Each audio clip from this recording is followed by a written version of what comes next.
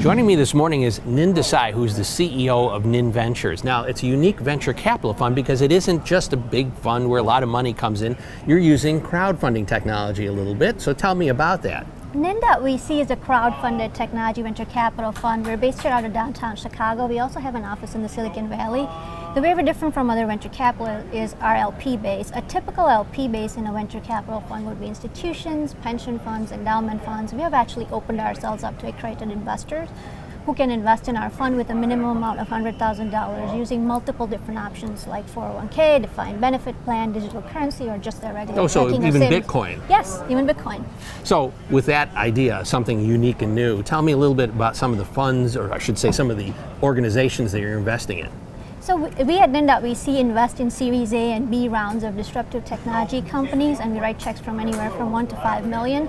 A disruptive technology is an innovation that changes the way an existing industry functions. So one of the deals we're currently involved in is in the 3D printing space. So if you currently go to your doctor with a damaged liver, your doctor will put you on an organ recipient list. That recipient list runs about 123,000 people. And it increases at an average of 12% annually. On the other hand, organ donor list increases at 1 to 2%.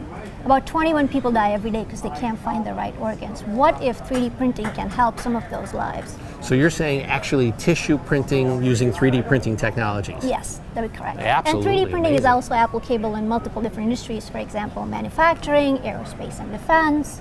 Yeah, of course, we've seen that in like printing, turbines for jet engines and such. But printed organs, essentially amazing. Tell me about some of the other interesting and disruptive technologies that you're involved in, things that are on the literally the cutting edge. For 2016, we're focused on virtual reality, education software, financial technology. I believe at some point every industry is up for disruption. I believe your industry, the media industry, is up for disruption. I can't remember the last time I turned my television on.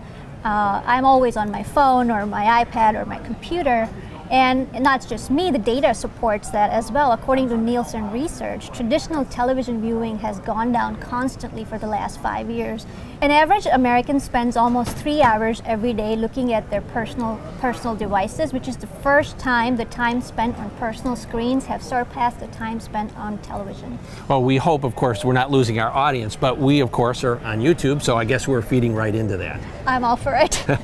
So what other areas? I mean, you're in disruptive technology. I mean, what's the future for NIN Ventures?